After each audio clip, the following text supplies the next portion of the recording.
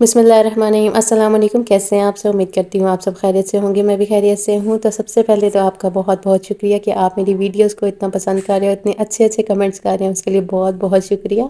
ऐसे ही करते रहें, मेरी वीडियोस को बहुत बहुत ज़्यादा सपोर्ट, मेरे चैनल को करें सब्सक्राइब और बेल के आइकन को ज़रूर प्रेस किया करें। खुद को इम्प्रूव करने की मैं बहुत ज़्यादा कोशिश करती हूँ, लेकिन फिर भी अगर कोई गलती कोताही हो जाए तो उसके लिए माज़रत चाहती हूँ।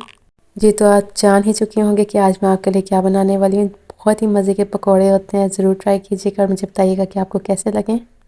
मज़ीद आपका टाइम वेस्ट किए, आइए अपनी वीडियो को करते हैं आप स्टार्ट। मिक्स वेजिटेबल पकौड़ा बनाने के लिए हमें चाहिए 1 पाव पालक चाहिए। इसको मैंने काट के अच्छे से वॉश कर लिया था। 1 अदद मुझे चाहिए आलू। इस तरह से काटना है आपने, जिस भी शेप में चाहें आप काट सकते हैं, लंबे भी काट सकते हैं, मुझे ये शेप पसंद है।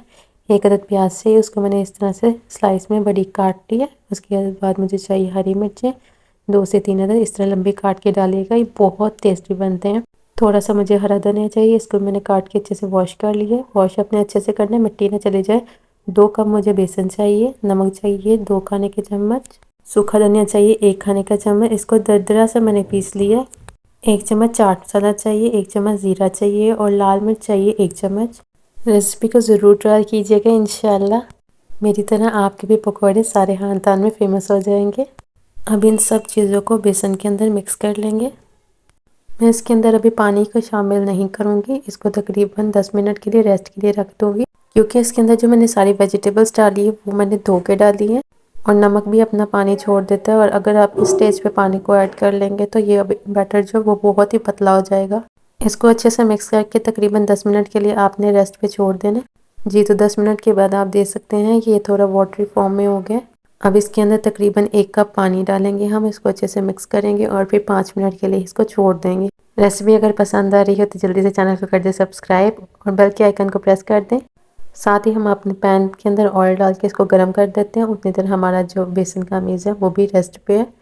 जी, तो तकरीबन 10 मिनट हो गए थे। अब मैं एक एक करके चम्मच के साथ इसके अंदर पकौड़ों को शामिल करती जाऊंगी।